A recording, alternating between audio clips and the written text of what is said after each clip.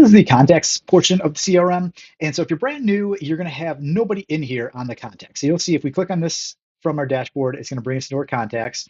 And like I said, it'll be blank for you at first, but it is very easy. You can just do an import CSV file. And so if you're using another CRM, if you have just a Google sheet, however you have your contacts stored right now, if you have them in a CSV file, you can just click import CSV, and then it can auto detect, or if you know you're pulling from Follow Up Boss, Bold Trails, or just a generic, you can, if you're pulling from one of these two, it knows the format that they're going to get that from. Otherwise, you can just do auto detect, and that's probably the easiest way. And then choose file. So right here, you will upload your file. You'll select your file. And if you're a solo agent, you don't need to worry about this. If you have team members, you can assign this to a certain team member. So all the agents, all the contacts that get uploaded will be assigned to a certain member on your team. Like I said, it's just you, don't worry about it. Duplicates, do you want to update them? So this is if you already have contacts in the CRM and you're uploading a list, if there's duplicates, how do you want to handle the duplicates? So you can skip them, you can update existings, or you can just keep the same records.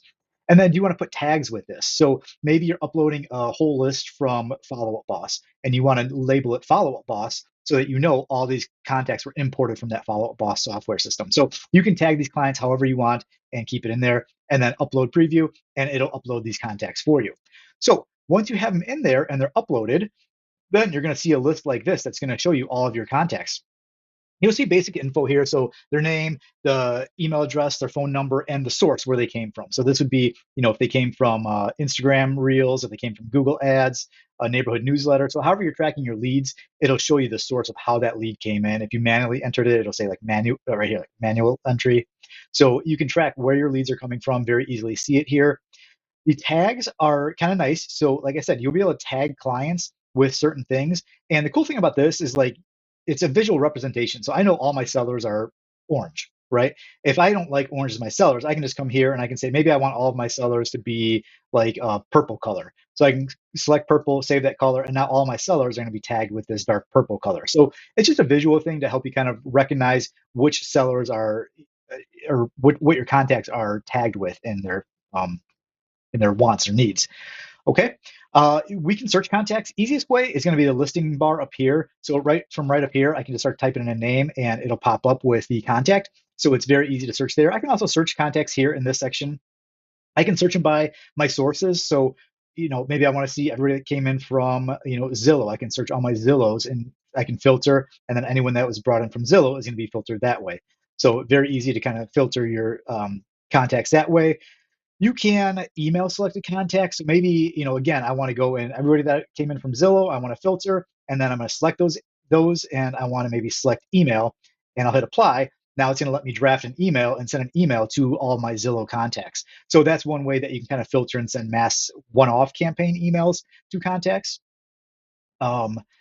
You can search by which agent they're assigned to, what campaign they're assigned to. So really customizable to kind of search through all your contacts. But let's get into when we actually get into a contact section here, and let me see one that's got some activity. So this is the main contact activity page. If I come up here and I click on the contact's name or on their icon here, I'll be able to enter some more info for them. So I can actually upload a photo if I want. I can put in their property address. I can put in their birthday. I can put in their house anniversary date. So if I want to send 1 year, 2 year house anniversary emails, I can do that. If I want to send birthday campaigns, I can do that. If I want to mark their Facebook profile, I can do that. I'm not sure that anyone would really need to do that, but you could. All right.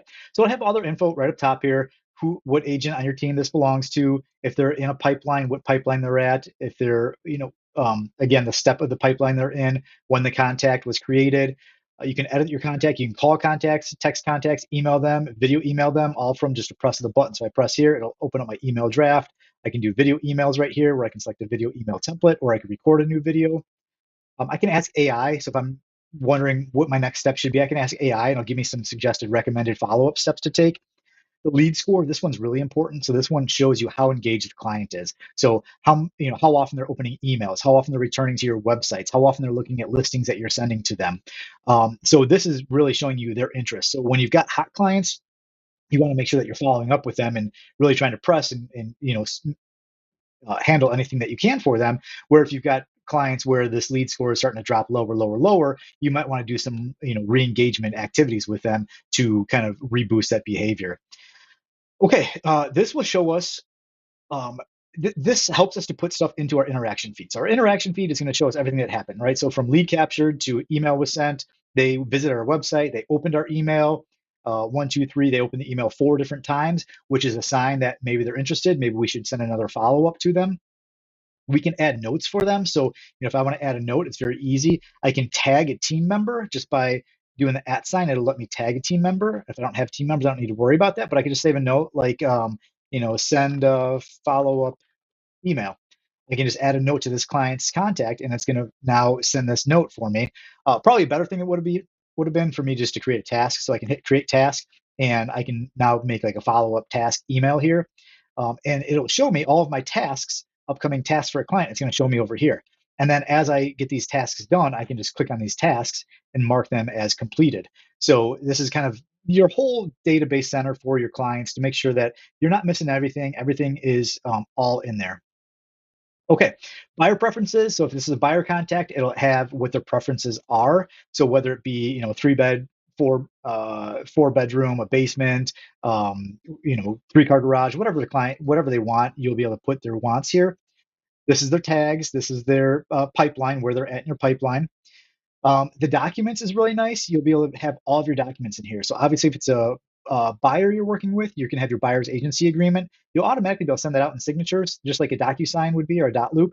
You'll be able to send that out as soon as they sign it. It's going to show up here in the signed documents. So you'll never have to go searching for documents. Everything will be in here.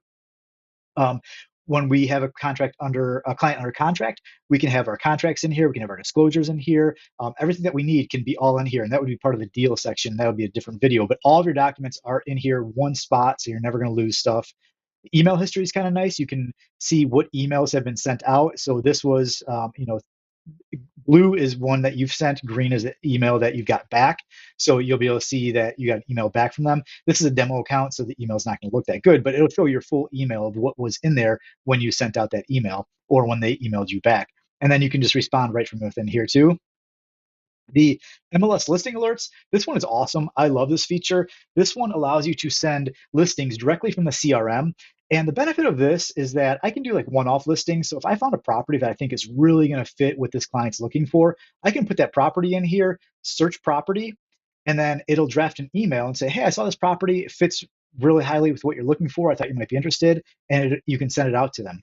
You can also do saved listing searches where you can now, like we do in our MLS, right? We can put in this client wants, like I said, 4 bed, 3 bath, basement. So I can put in their must-haves, the property type that they're looking for, and basically create an MLS search within Real Estate CRM Pro and save this. And now what's going to happen is it's going to send an email to this client every time. So if I do it daily, every time a new property hits, it's going to send a customized email from me with the property.